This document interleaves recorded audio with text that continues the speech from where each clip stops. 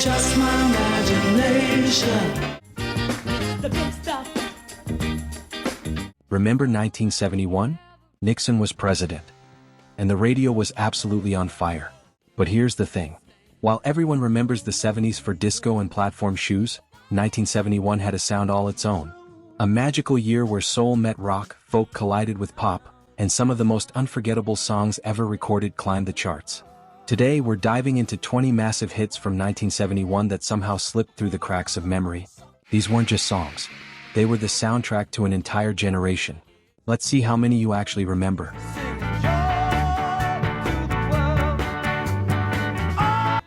Number 1 on our list is Joy to the World by Three Dog Night. Now before you start humming a Christmas carol, stop right there. This isn't that Joy to the World. This is the one about Jeremiah the bullfrog.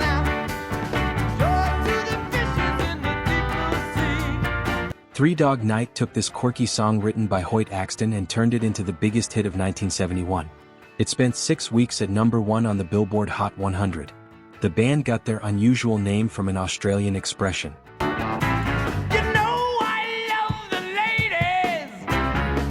On cold nights, Aboriginal Australians would sleep with their dogs for warmth. A three-dog night meant it was really, really cold. But this song? It was red hot. With its infectious Joy to You and Me chorus, it became an instant classic.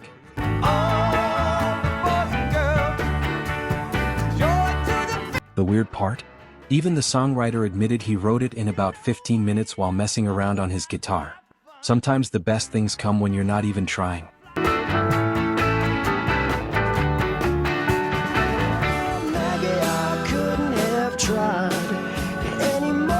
At number 2 we have Maggie May / Reason to Believe by Rod Stewart. This double-sided single was a game-changer for Rod Stewart. Before this he was just another face in the crowd. After this, he was a superstar. The morning sun when it's in. Maggie May tells the story of a young guy getting romantically entangled with an older woman. Rod Stewart claimed it was based on a real experience from his youth at a jazz festival. The song almost didn't happen. It was recorded as a B-side.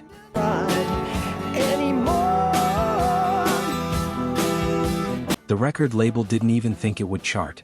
Boy, were they wrong. The mandolin solo in the middle? That was played by Ray Jackson from the band Lindisfarne, who just happened to be in the studio that day. Sometimes magic happens by accident.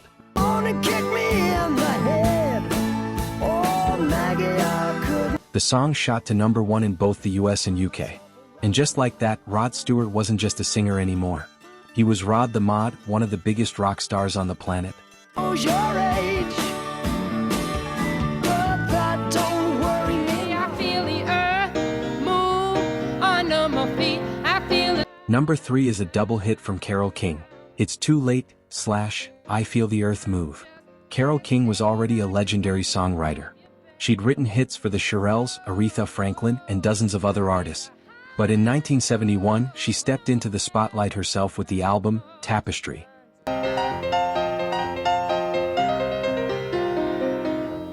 And these two songs became the heartbeat of that record. It's Too Late is pure heartbreak. That jazzy groove, those melancholy lyrics about a relationship that's already over. You can feel every ounce of resignation in her voice. Flip it over to I Feel the Earth Move, and you get the complete opposite.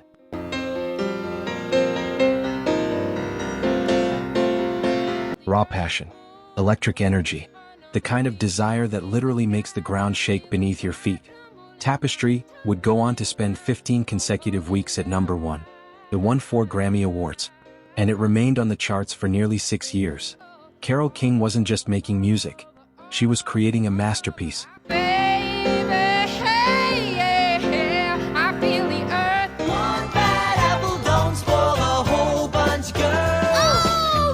Coming in at number 4 is One Bad Apple by the Osmonds. The Osmonds were clean-cut. They were wholesome. They were the polar opposite of the rebellious rock bands dominating the early 70s. And America couldn't get enough of them.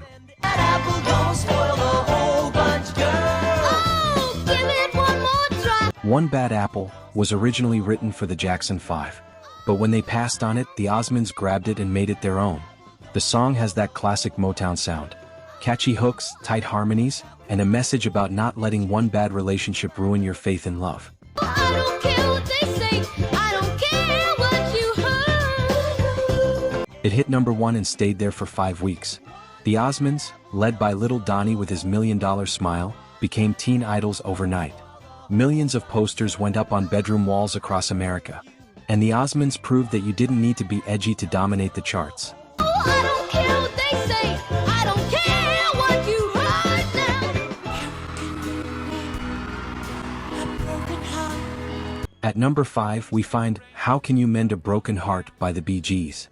Before the Bee Gees became disco legends with falsetto voices and white suits, they were something completely different. They were a ballad band. And they were incredible at it.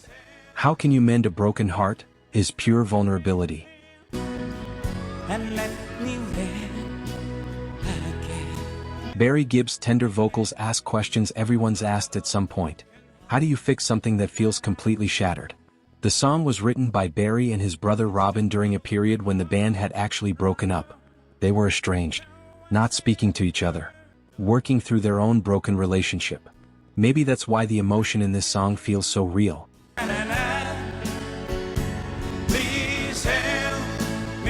Because it was.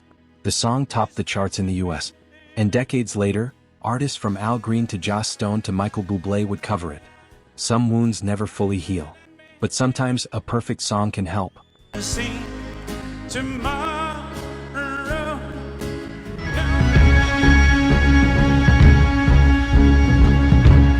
Number 6 is Indian Reservation by Paul Revere and the Raiders. This song tells the story of Native Americans and the harsh realities of reservation life. Pride mixed with pain. Heritage clashing with harsh modern reality. Return, we'll return, we'll return. The lyrics paint vivid pictures. Cherokee people, Cherokee pride. But also, we were promised 100 years or more. Instead, what they got was broken treaties and forgotten promises. Paul Revere and the Raiders had been around since the 60s, known for their Revolutionary War costumes and high-energy rock and roll. Took away our name. But Indian Reservation was different. More serious. More political. It was actually a cover of a British song, but the Raiders made it their own. It became their biggest hit ever, reaching number 1 on the Billboard Hot 100.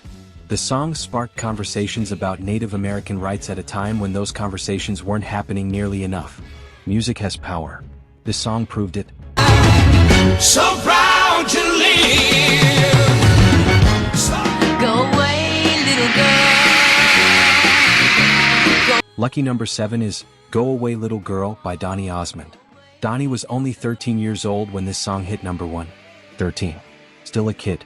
But he sang like someone who'd had his heart broken a dozen times. I'm dating somebody else, and I'm a... Go Away Little Girl is about temptation. About knowing you want something you shouldn't have.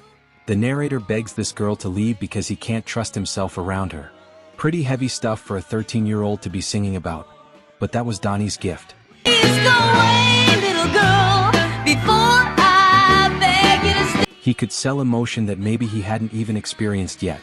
His voice had that earnest quality that made you believe every word. The song made history too. It was the first song ever to hit number 1 by 2 different artists. Dating somebody else, and I must be true. Steve Lawrence had taken it to the top in 1963. Donny Osmond became a phenomenon. His face was everywhere. And preteen girls across America absolutely lost their minds over him. It's hurting me more each minute that we... Number 8 brings us Take Me Home, Country Roads by John Denver. Almost Heaven, West Virginia. Blue Ridge Mountains, Shenandoah River. If you didn't sing along just now, you're lying. John Denver's Ode to West Virginia became more than just a hit song. It became an anthem.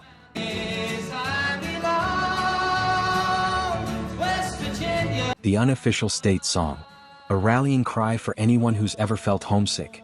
Here's a funny thing though. John Denver had never even been to West Virginia when he co-wrote this song. The country roads he was singing about were actually inspired by Maryland roads where one of his co-writers lived. But West Virginia claimed it anyway.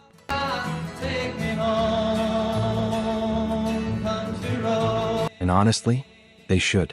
The song captured something universal, that longing for home, for simpler times, for places where you belong. It's been covered hundreds of times, played at countless sporting events.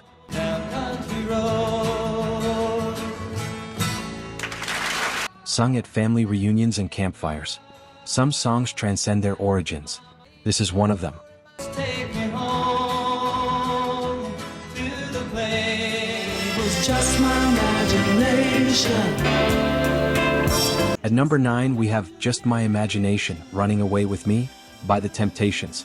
The Temptations were already legends by 1971, but this song showed a different side of them. It was just my imagination. Softer, more vulnerable, more dreamlike. The song tells the story of a guy who sees this beautiful girl every day. They have this whole relationship in his mind. Marriage, kids, the whole 9 yards. But then reality crashes in.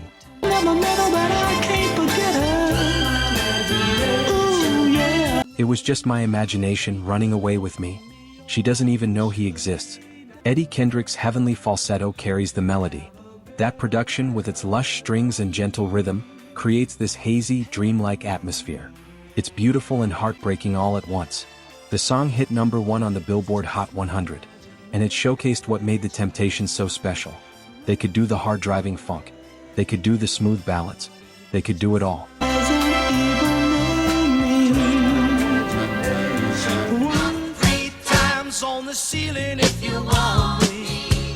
Number 10 takes us to Knock 3 Times by Tony Orlando and Don. Knock 3 times on the ceiling if you want me. This song is pure, unfiltered, early 70s pop perfection. Catchy, simple, impossible to get out of your head once you hear it. If the answer is no. The premise is delightfully innocent. Guy lives upstairs. Girl lives downstairs. He's too shy to talk to her directly, so he creates this code. 3 knocks on the ceiling means yes. 2 knocks on the pipe means no. Oh my darling, knock 3 times. In today's world, he'd just send a text. But in 1971, this was romantic. Tony Orlando didn't even know who Don was when he recorded this.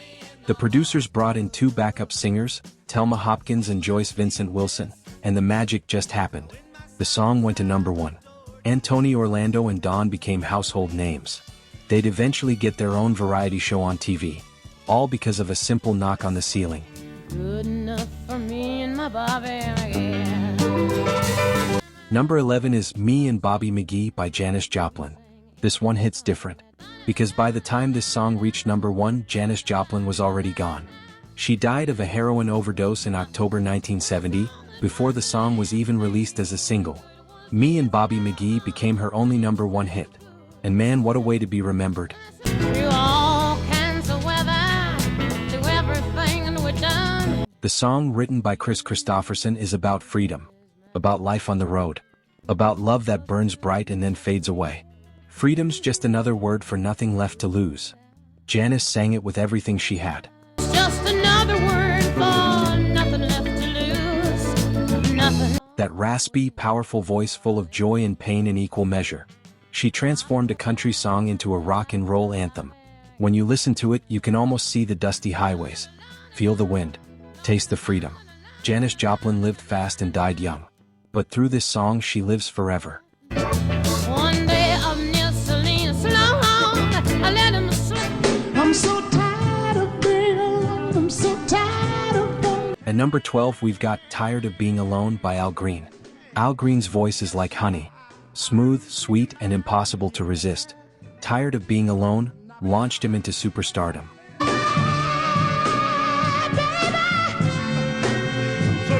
That falsetto, that rhythm, that perfect blend of soul and vulnerability. The song is exactly what the title says. A man tired of the single life, tired of empty beds and empty hearts, ready for something real. Al Green worked with producer Willie Mitchell to create what became known as the Memphis Soul sound.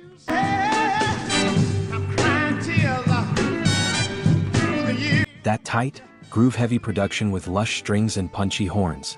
This song went to number 11 on the Billboard Hot 100, but it hit number 1 on the R&B charts.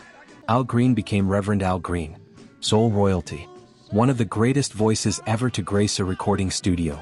And it all started with being tired of being alone. Love me like you say you do.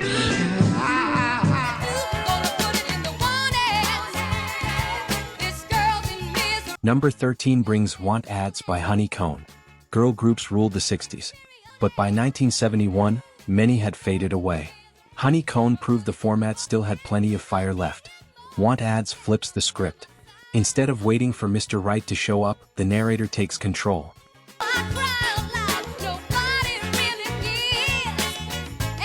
She's placing an ad, looking for a man who can meet her very specific requirements. Must be cute, employed, and not a mama's boy. The audacity, the confidence. This was women's lib set to a funky beat.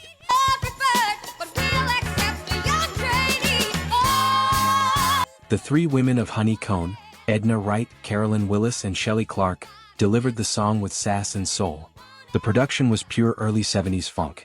Wah-wah guitars, driving bass, horns that punctuate every declaration.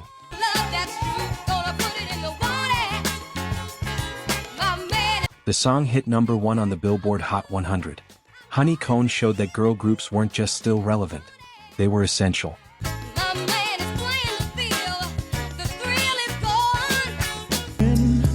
Smiling faces show no trace. At 14 we have Smiling Faces Sometimes by The Undisputed Truth.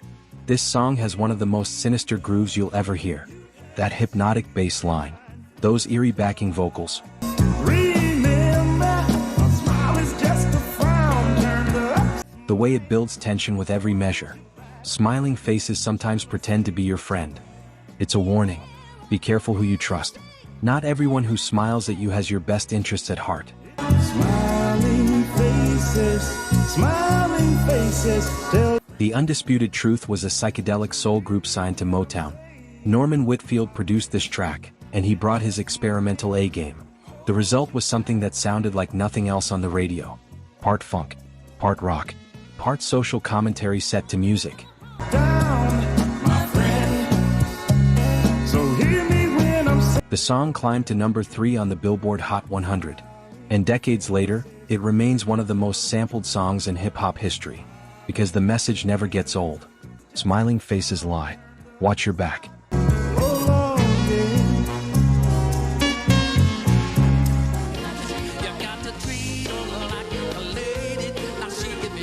Number 15 is Treat Her Like a Lady by Cornelius Brothers and Sister Rose. This song is pure warmth. A gentle reminder about how to love someone right.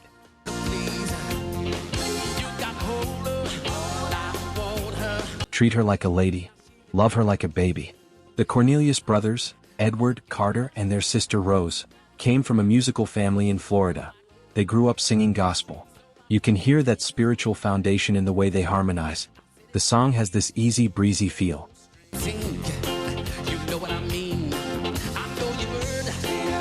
Like a warm spring day. The kind of tune that makes you sway without even realizing it. It peaked at number 3 on the Billboard Hot 100. Not bad for a family band from Florida making their first big splash. The message was simple but needed. Respect, tenderness, treating your partner with the care they deserve.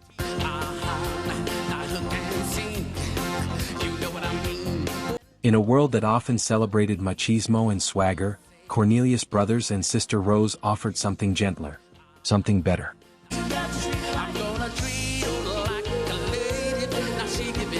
You've got a friend. Number 16 brings us You've Got a Friend by James Taylor. Carole King wrote this song. She recorded it first on Tapestry. But James Taylor's version became the bigger hit. You've Got a Friend is comfort in song form. It's a promise. When you're down and troubled and you need a helping hand, just call my name. See you again. Oh, baby. James Taylor's soft, reassuring voice makes you believe every word. That gentle acoustic guitar. The subtle arrangement that never overwhelms the message. The song won the Grammy for Song of the Year. It became one of the defining tracks of the singer-songwriter movement that dominated the early 70s. You got to do is call, and I'll be. In a time of social upheaval, the Vietnam War still raging, political scandals brewing, This song offered something simple and true. Friendship. Connection. Someone who'll be there. Carole King and James Taylor were friends in real life. Maybe that's why the song feels so authentic. Together and call my name. Who do you think you are, Mr. Big Stuff?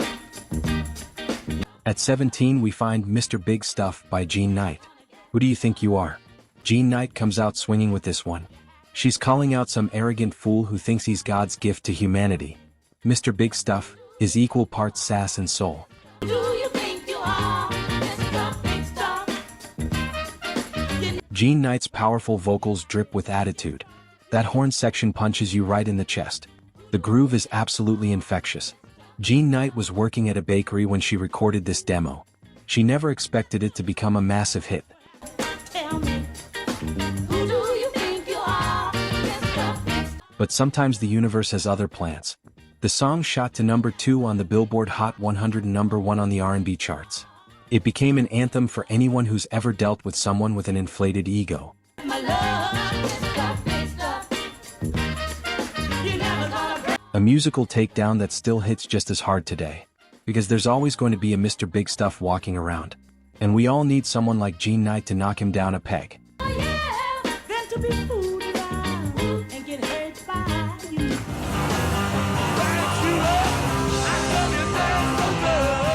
Number 18 is Brown Sugar by the Rolling Stones. The Stones in 1971 were at the peak of their powers. Wild, dangerous, undeniably brilliant. Brown Sugar opens with one of the most iconic guitar riffs in rock history.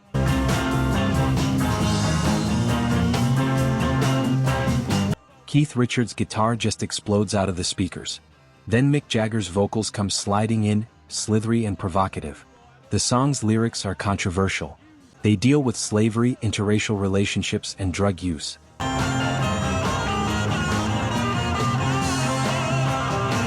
The Stones never shied away from taboo subjects. That was part of their appeal. Musically, it's perfection. That groove. That swagger.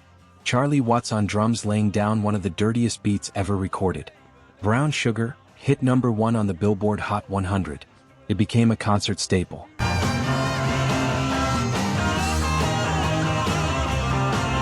Though in recent years, the Stones have stopped performing it due to those controversial lyrics. But in 1971, it was the sound of rock and roll at its most raw and powerful.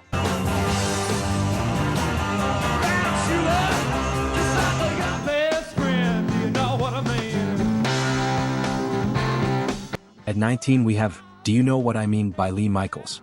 Lee Michaels was a one-man band. Literally. He played organ and bass pedals simultaneously. His drummer, Frosty, provided the backbeat. That was it. Just two guys creating this massive sound.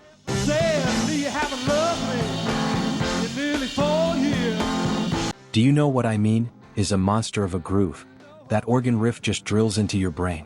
The way Lee Michaels' voice goes from whisper to wail and back again. The song asks a simple question. Do you know what I mean?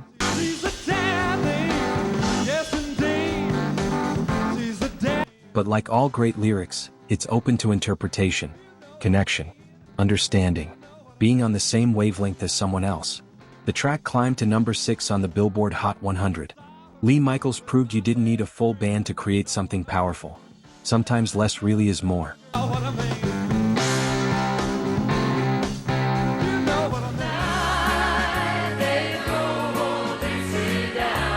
And finally, at number 20, we close with The Night They Drove Old Dixie Down by Joan Baez.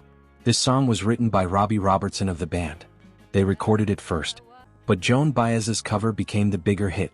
You can't raise the cane back up when it's in the field. The Night They Drove Old Dixie Down tells the story of the Civil War from the perspective of a poor Southern farmer. It's about loss, about the end of a way of life, about how regular people suffer when powerful people wage war. Joan Baez's clear, powerful voice brings every bit of emotion to the surface. I took a rebel stand. Well, You can hear the grief, the confusion, the bitter acceptance of defeat. The song was controversial. Some saw it as sympathetic to the Confederacy.